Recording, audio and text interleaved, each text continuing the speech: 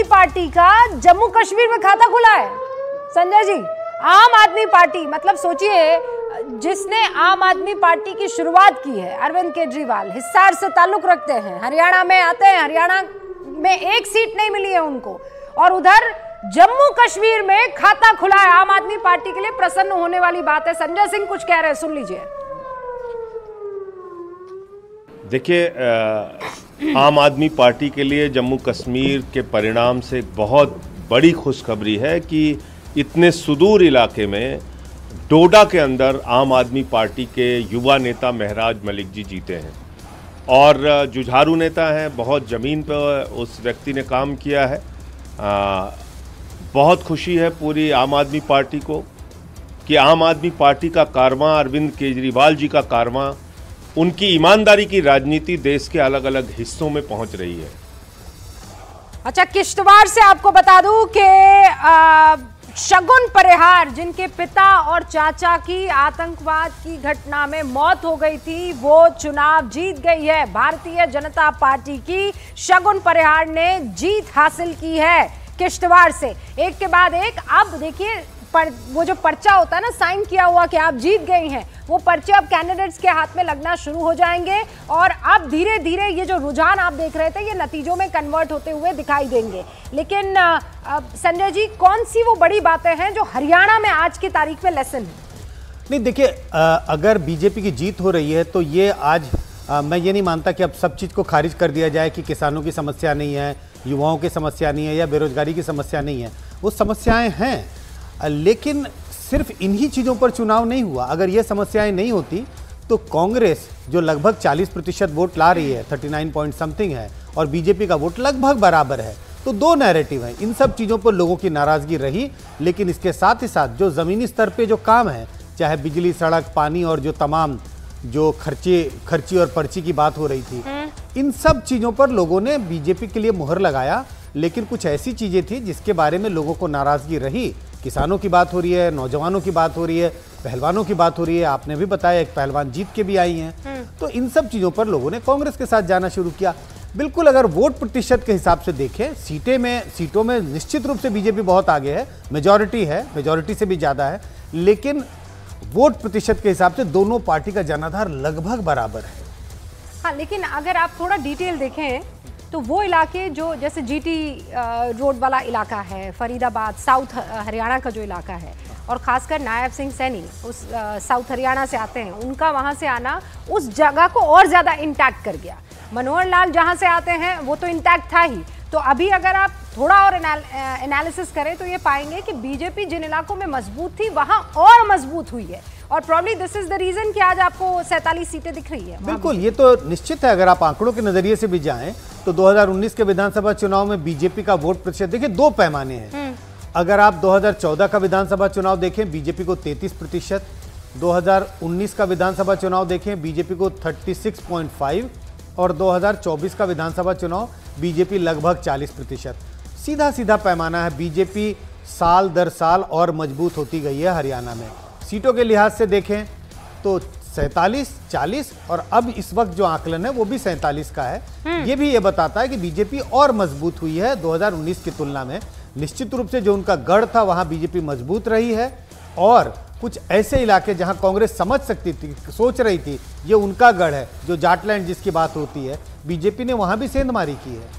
उमर अब्दुल्ला कुछ कह रहे हैं, जरा सुन लेते हैं। शायद उम्मीद से ज्यादा लोगों ने अपने वोटों से नेशनल कॉन्फ्रेंस को नवाजा। अब हमारी जिम्मेदारियां बढ़ गई हैं और हमारा फर्ज बनेगा कि हम अपने आप को इन वोटों के काबिल जो हैं साबित करें, जो हमारी कोशिश रहेगी। और भूपेंद्र सिंह हुड्डा भी इस वक्त आपको जो स्क्रीन नजर आ रहा है, सुनिए। कि डेटा अपडेट नहीं हो रहा है, जो मेरे पास खबर है, we are touching the majority, Congress is getting majority, Congress को मेजॉरिटी मिल रही है, डेटा अपडेट नहीं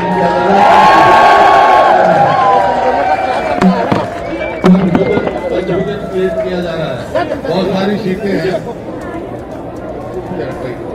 सारी सीटें हैं जो हम जीत चुके हैं और अपडेट नहीं की, जैसे चट्टा साहब है, शैली है, रामगढ़ है, अशोक अरोड़ा है, ऐसे कई सीटें हैं जो हमारे खबर मिली हैं।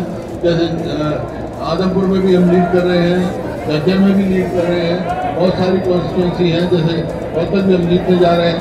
तो ये अपडेट नहीं हो रहा है डाटा इलेक्शन कमीशन में, और कई जगह काउंटिंग की गई है। तो मेरा एक तो सभी जो काउंटिंग एजेंट हमसे साथियों से निवेदन है कि आप डटे रहो, मेजोरिटी आ रही है। सर आप इतने सीनियर शांत रहो। सर आप इतने सीनियर लीडर हैं, मुख्यमंत्री रह चुके हैं 10 साल तक। आज 2:30 बजे जब काउंटिंग हो रही है, क्या आप पूरी जिम्मेवारी से ये बात अपने जो कार्यकर्ता हैं उसको बता रहे हैं? हाँ, मेरे पास खबर है, कई जगह काउंटिंग रुकी हुई है, जैसे रोहतक शहर की रुकी हुई है, और कई जगह है जो कंफ्यूजन के लिए डाटा अपडेट नहीं किया।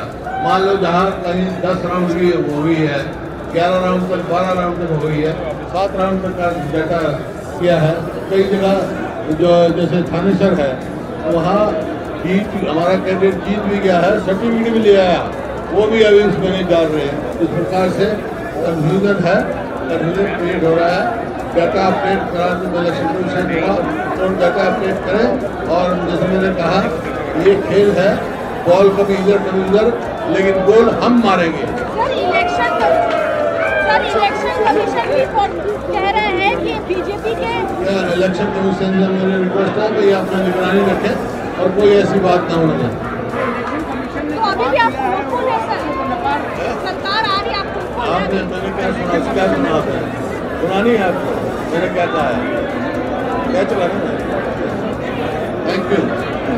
इलेक्शन कमीशन ने भूपेंद्र सिंह हुड्डा अभी भी हार मानने को तैयार नहीं है। वो ये कह रहे हैं कि मुझे जानकारी मिल रही है कई जगह पर अभी काउंटिंग जो है वो रुकी हुई है, और उन्होंने उन कॉन्स्टिट्यूएंसीज के नाम भी बताए हैं। लेकिन संजय जी, अब तो 47 और 38 9 सीटों का अंतर है। एक आध जगह मान लीजिए काउंटिंग रुक भी गई है, तो क्या ये अब बदलते हुए दिख रहे हैं आंकड़े आपको?